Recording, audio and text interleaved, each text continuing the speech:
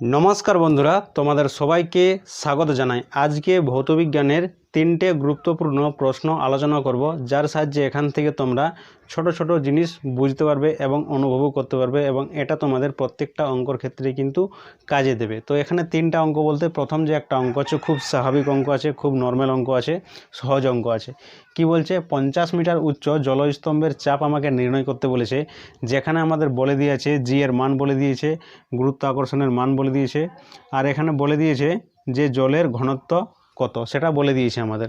ताहले देखो प्रथमे तोमरा जखन प्रश्नटा देखबे तखन तोमरा प्रथमे देखबे जे आमाके कि जिज्ञेस करेछे, आमाके चाप बार करते बोलेछे। ताहले चापेर सूत्र तोमरा माइंडेर मধ্যে मने करबे चापेर कोन सूत्रटा एखाने काजे लागबे। जेहेतु एखाने तरल पदार्थ बोले दिएछे ताहले जे चापेर जे सूत्र हय सेटा P = ρ g h हय सेटा आमरा जानी। P = ρ g h हय एटा आमरा जानी। जेखाने आमादेर ρ एर मानও देওয়া আছে, g एर मानও देওয়া আছে আর h एर मानও देওয়া আছে। এইচ মানে কোন হাইট থেকে আমি কোন হাইটে চাপটা আমাকে বার করতে বলেছে সেইটা। যেমন এই বোতলটার ক্ষেত্রে তোমাদের একটু জিনিসটা ফিল করাচ্ছি, এখানে তো সহজেই হয়ে যাবে অঙ্কটা, কিন্তু যদি অন্যরকম টাইপের ঘুরিয়ে অঙ্ক আসে তাহলে কেমন করে করবে সেই বিষয়টা বলছি এখানে। যদি এই বোতলটা তোমাদের বলে দেওয়া হয় যে এই বোতলে কিছুটা জল আছে এবং এই বোতলের কোন বিন্দুতে জলের চাপটা সর্বাধিক হবে, তখন তোমরা কি বলবে বলো তো? তোমরা বলবে যে নিচে হবে সর্বাধিক চাপ হবে। কি জন্য নিচে হবে? কারণ এর নিচে সমস্ত যে জলটা আছে তার ওয়েটটা কিন্তু নিচেই পড়ছে, ওই জন্য নিচে সর্বাধিক চাপ হবে। তোমরা সাধারণ একটা জিনিস মনে করো, তোমাদের মাথায় যদি একটা বই আমি এখানে রেখে দিলাম তাহলে চাপটা একটু কম লাগবে, যদি আরেকটা বই এখানে আমি রেখে দিই তাহলে চাপটা একটু বেড়ে গেল। ওইরকম যদি বই আমি রেখে যাই তাহলে চাপটা কিন্তু এখানে বেড়ে যাবে, তাহলে নিচের পয়েন্টে কিন্তু চাপটা সর্বাধিক হবে। আরেকটা জিনিস দেখো, এখানে এই যে পৃথিবী পৃষ্ঠ আছে আমাদের, সেই পৃথিবী পৃষ্ঠে বায়ুমণ্ডলের চাপটা কিন্তু সর্বাধিক হয়। কী জন্য সর্বাধিক হয়? কারণ উপরে অনেকগুলো আমাদের বায়ুর স্তর আছে, সেই সমস্ত বায়ুর স্তরের চাপ কিন্তু নিচে আছে, ওই জন্য। তোমরা একটা জিনিস দেখেছো, ভূগোলে আমাদের বলা হয় যে বায়ুমণ্ডলের যে স্তরগুলো আছে যত আমি পৃথিবী পৃষ্ঠ থেকে যত উপরের দিকে যেতে থাকবো তত কিন্তু চাপটা কমতে থাকে। কী জন্য? কারণ আমি তার থেকে বেরিয়ে যাচ্ছি। আমি এখানে নিচে আছি, এখানে চাপ কম হবে, এখানে চাপ কম হবে, এখানে চাপ কম হবে। যখন আমি একদম উপরে উঠে যাব সেখানে কিন্তু চাপেই থাকবে না। তো এরকম হচ্ছে ব্যাপারটা। আরেকটা জিনিস হলো এরকম অঙ্কর ক্ষেত্রে যে তোমরা দেখবে যে সব যে ডাটাগুলো আমাদের দেওয়া আছে, যেমন এখানে উচ্চতা দেওয়া আছে, এখানে আমাদের জি এর মান দেওয়া আছে, এখানে আমাদের ঘনত্ব দেওয়া আছে, সবগুলো আমাদের একটা এককেই আছে কি না। হয়তো সিজিএস থাকবে, নাহলে এসআই এককে থাকবে। যদি মিক্স থাকে কোনোটা সিজিএসে কোনোটা এসআই এককে, তাহলে কিন্তু একটা এককে নিয়ে আসতে হবে। প্রশ্নটা এখানে কেমনভাবে করবে তার উপরে এখানে ডিপেন্ড করবে বা নির্ভর করবে। এখানে সেরকম কিছু আলাদা করে আমাদের বলে দেওয়া হয়নি, শুধুমাত্র এটাই আমাদের হবে। এখানে কি করবে, মানটা তোমরা বসিয়ে দেবে। কি বলছে? রো বলেছে, রো কত বলেছে আমাদের? 1000 বলেছে। ঘনত্ব ডেনসিটি, জলের ঘনত্ব 1000 হয়। আর তারপরে কি বলে দিয়েছে আমাদের জি, সেটা হচ্ছে 9.8 বলে দিয়েছে। তারপরে আমাদের এখানে বলে দিয়েছে 50 হাইটটা। কী হবে এটা? এই শূন্যটার সঙ্গে দশমিকটা উড়ে যাবে, দিয়ে এখানে কি হবে আমাদের 98 হবে। আর এখানে দুটো জিরো, তাহলে দুটো জিরো চলে এলো, আর এখানে 50-এর একটা জিরো, আর এখানে 5টা গুণ করে দেবো। তাহলে কত আসছে আমাদের? এখানে 0 আসছে, 0 আসছে, 0 আসছে, আর 5 8 40-এরও 0 আসছে 4, 5 9 45, আর 4 হচ্ছে 49 আসছে। তাহলে এরকম চলে এলো আমাদের 49, 4টা জিরো আছে। ঠিক আছে, এটা আমাদের এককটা কী হবে? নিউটন পার মিটার স্কোয়ার হবে। এরকম হয়ে গেল। তাহলে এটা যদি একটু সাজিয়ে লিখি তাহলে কী হবে?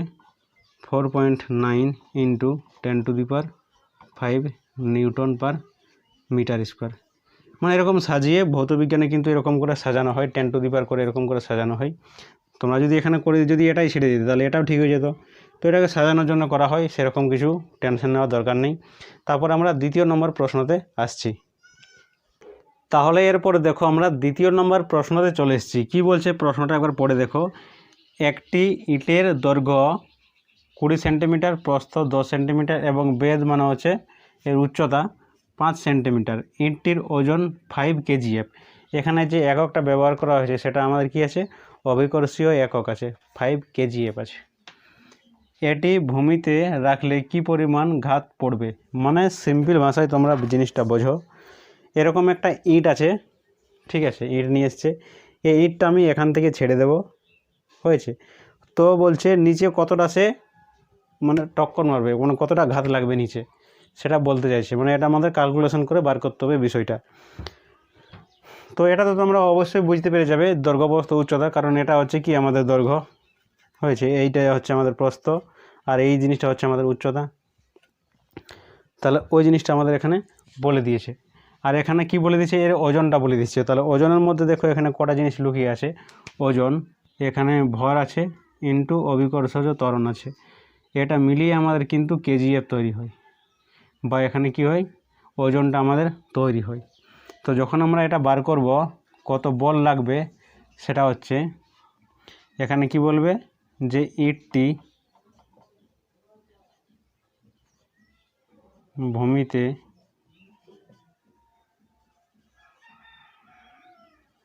ঘাত প্রয়োগ করবে, কত করবে এখানে 5, এটা কত করব আমি এখানে, এই যে জি আছে এটা গুণ করে দেব। তাহলে এখানে 5 ইন্টু কত হয়ে গেল, 9.8 হয়ে গেল।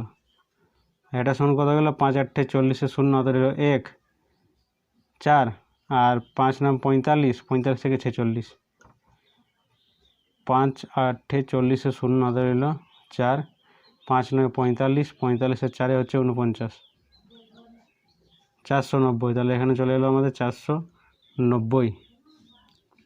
এটা কি হবে আমাদের নিউটন হবে, কারণ এটা আমাদের কি ঘাত বলছে, ঘাতটা তাহলে এরকম বিষয়টা হয়ে গেল। তো এটা পরিমাণ ঘাত প্রয়োগ করবে। তো এরপর ব্যাপারটা হচ্ছে যে কিভাবে পড়লে এর ঘাতটা কিন্তু সর্বাধিক হবে। এই যে প্রশ্নটার শেষে একটা জিনিস বলে দিয়েছে আমাদের, যে এটি ভূমির ওপর সর্বাধিক কি পরিমাণ চাপ প্রয়োগ করবে, চাপের কথা এখানে বলে দিয়েছে। ঘাত তো আমাদের লাগলো এতটা, কতটা বল লাগছে, কিন্তু চাপটা আমাদের এখানে বলতে বলছে। তাহলে চাপ যখন কোনো জিনিস আমরা প্রয়োগ করি, সেখানে আমরা চাই যে চাপটা যাতে বেশি হয়, তার জন্য কম ক্ষেত্রফল কিন্তু আমি এর সংস্পর্শে বা এর টাচে আনবো। যেমন ভূমিতে যদি এই ইটটা যদি এর উপরে পড়ে, যদি এইভাবে ইটটা পড়ে, তাহলে এর যে তলের যে ক্ষেত্রফল সেটা আগে আসবে এখানে, এই যে তলটা আছে সেই তলটা। তাহলে এই তলটা হয়ে গেল আমাদের কি, তলটা হয়ে গেল। আর এই যে ঘাতটা সেটা কিন্তু এটা দিয়ে ভাগ করলেই হয়ে যাবে, বল বাই ক্ষেত্রফল, সেটা আমরা জানি চাপ সমান কি বল বাই ক্ষেত্রফল। তাহলে এই ক্ষেত্রফলটা আর কত বল আছে সেই বলটা আমাদের দেওয়া আছে, ক্ষেত্রফলটা বার করলে হয়েছে। কিন্তু এখানে প্রশ্ন হলো যে চাপটা কিন্তু সর্বাধিক হতে হবে, তার ফলে এটা গেরার সময় যাতে নিচে যখন পড়ে যাবে তখন আমি চাইবো যাতে এর ক্ষেত্রফলটা কমসে কম হয়। তাহলে এইভাবে করলে কিন্তু কমসে কম হবে, এইভাবে যদি পড়ে তাহলে এখানে ক্ষেত্রফলটা ছোটো আরও কম হয়ে গেলো আমার। তাহলে এইভাবে পড়লে কিন্তু সেটা সর্বাধিক হবে। যদি আরও চাই আমি একটু টেढ़া করে, কীরকম, এই কোণের ভরে যদি আমি পড়াই, কারণ মাথার উপর যদি এইভাবে পড়ে যায়, এভাবে পড়লে মোটামুটি অনেকটা রক্ষা থেকে যায়। এভাবে যদি পড়ে যায় তার ফলে কিন্তু অনেকটা রক্ষা থাকে। যদি এইভাবে পড়ে তাহলে একটু বেশি জোর লাগবে, ঠিক আছে, অনেক জোর লাগবে। কিন্তু যদি ভাই এই কোণের ভরে, এই কোণটা যে আছে এটার ভরে যদি নিচে পড়ে যায়, তাহলে কিন্তু চাপটা ভয়ঙ্কর লাগবে, কারণ ক্ষেত্রফলটা কিন্তু সেখানে কমে যাচ্ছে। তোমাদের এখানে ধ্যান দিলাম কোনটা বলো তো, যে চাপটা কিন্তু বেশি হবে কখন, যখন আমরা এরিয়াটা কম করে দেবো, সেই তখন। একই আছে আমাদের ঘাত এতটাই লাগার কথা, 490 নিউটনই লাগার কথা, কিন্তু যদি এরিয়াটা আমি কম বেশি করে দিই তাহলে কিন্তু ঘাতটা ভয়ানক হয়ে যাবে। তোমরা নিজেই ভেবে দেখো জিনিসটা, যে এটা যদি এভাবে পড়ে তাহলে মোটামুটি ঠিক আছে, যদি এইভাবে পড়ে তাহলে চাপটা বেশি করে লাগবে। যদি এইভাবে কোণের উপরে পড়ে, কাউকে এইভাবে কিন্তু কোণে মেরেছ, অনেক জোরে কিন্তু লাগে, কারণ এখানে শক্ত আছে, তার উপর কি আছে এরিয়াটা কিন্তু কমে যাচ্ছে এখানে, ওই জন্য হয়ে গেল বিষয়টা এখানে বোঝা গেল। এটা কিন্তু এখানে জিরোটা হবে না, এটা হয়ে যাবে আমাদের কত 49 নিউটন হবে, কারণ এটা গুণ করার সময় কিন্তু দশমিকের জন্য জিরোটা কিন্তু উড়ে যাবে। তাহলে এরকম হলো ব্যাপারটা।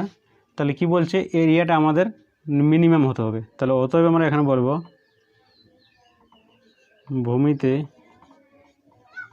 ভূমিতে সর্বাধিক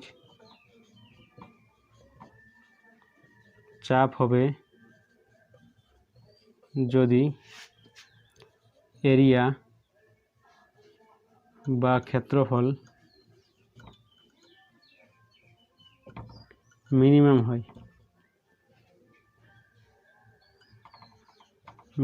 হয়, অতএব এ মিনিমাম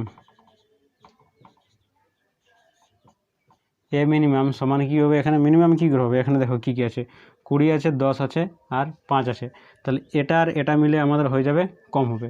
কিন্তু একটা বিষয় লক্ষ্য করা, এগুলো কিন্তু আমাদের সিজিএস এককে দেওয়া আছে, বাকি যে এককগুলো আমাদের কিছু এসআই এককে আছে, তো এগুলোকে আমরা এসআই এককে নিয়ে আসবো। তাহলে এখানে কি আছে আমাদের 10/100 হবে, মিটারে চলে এলো, গুণিত 5/100, এটাও চলে এলো আমাদের মিটারে। তাহলে অতএব আমরা কি জানি, চাপ সমান পি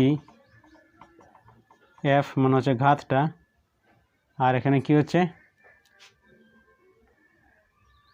এ মিনিমাম হচ্ছে।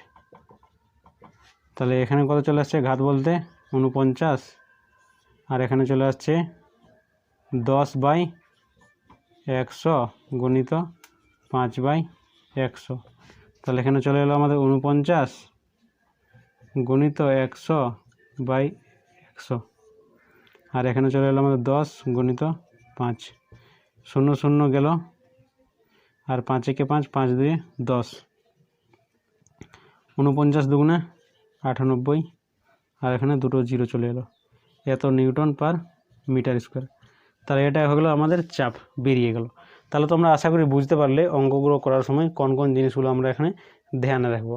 আরেকটা অঙ্ক আমাদের রয়ে গেল, সেই অঙ্কটা তোমাদের করে দিচ্ছি।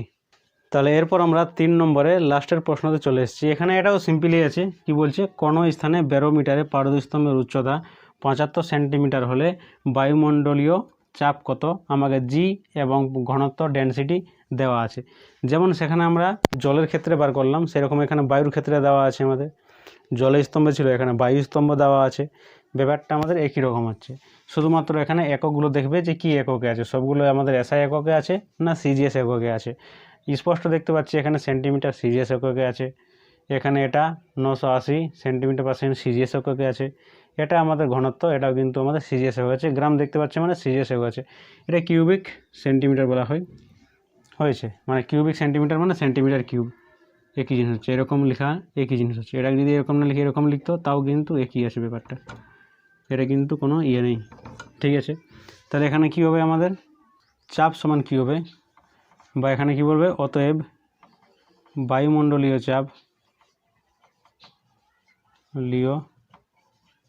চাপ পি সমান কী হবে, এটা রো বা এইচ, রো জি। এইচ বলতে এখানে এর হাইটটা মানে হচ্ছে 75 সেন্টিমিটার, আর রো বলতে এর ডেনসিটি 13.6, আর এখানে জি বলতে 980, ঠিক আছে। এই দশমিকটা দিয়ে এটা কিন্তু উড়িয়ে দিলাম। তাহলে এখানে আমাকে গুণ করতে হবে 198, তাহলে 6 8 48, 8 হাতে রইল 4, আর 3 8 24, 24 আর 4 কত হচ্ছে 28, 8 হাতে রইল 2, আর 8 একে 8 আর 2 10 0, 6 9 54, 54 4 হাতে রইল 5, আর 3 9 27, 27 আর 5 32, 2 হাতে রইল 3, আর 9 একে 9 আর 3 হচ্ছে 12, ঠিক আছে। তাহলে এখানে 8 হয়ে গেল, 8 আর 4 12, 2 হয়ে গেল, হাতে রইল 1, 3 হয়ে গেল, এটাও 3 হয়ে গেল, এটা 1 হয়ে গেল। তাহলে 75 দিয়ে গুণ করবো, 75 দিয়ে যদি গুণ করি তাহলে 5 8 40 0 হয়ে গেল, হাতে রইল 4, 5 দুগুণে 10, 10 আর 4 14, 4 হাতে রইল 1, আর 3 5 15 রেখে 16, 6 হাতে রইল 1, 3 5 15, 15 রেখে 16, 6 হাতে রইল 1 হলো, আর এখানে 5 একে 5 রেখে 6, ঠিক আছে। 7 8 56, 6 হাতে রইল 5, 7 দুগুণে 14, 14 আর 5 হচ্ছে 19 আর 9 হাতে রইল 1, আর 7 3 7 21, 21 রেখে 22 আর 2 হাতে রইল 2, আর 3 7 21 আর 2 23 আর 3 হাতে রইল 2, আর 7 কে 7 আর 2 আছে 9, তাহলে 0 হয়ে গেল, 6 6 10 0 দিলে 1 হয়ে গেল, 9 6 15 15 রেখে 16, 6 দিলে 1 হয়ে গেল, 6 2 8 রেখে 9 হয়ে গেল, আর এখানে 6 3 9 হয়ে গেল, আর এখানে 9 হয়ে গেল। তাহলে ব্যাপারটা হলো এরকম, আমাদের 6 9 9 6 0 0। তাহলে এককটা এখানে কী হবে, আমাদের সিজিএস একক হবে। সিজিএস একক বলতে এখানে ডাইন হবে পার সেন্টিমিটার স্কোয়ার হবে। তাহলে এইভাবে কিন্তু তোমরা এখানে অঙ্কগুলো করবে। অঙ্কগুলো পড়ার সঙ্গে সঙ্গে তোমরা বুঝতে পারা চাই যে অঙ্কটা কীভাবে করতে হবে, তার সঙ্গে সূত্রগুলো জানতে হবে। এই সূত্রগুলো যে এখানে এককগুলো আছে সেগুলোকে চেঞ্জ করতে জানতে হবে ফটাফট, তাহলে কিন্তু হয়ে যাবে। আশা করি যেটা আমি বোঝাতে চেয়েছি সেটা কিন্তু তোমরা বুঝতে পেরেছো। ধন্যবাদ।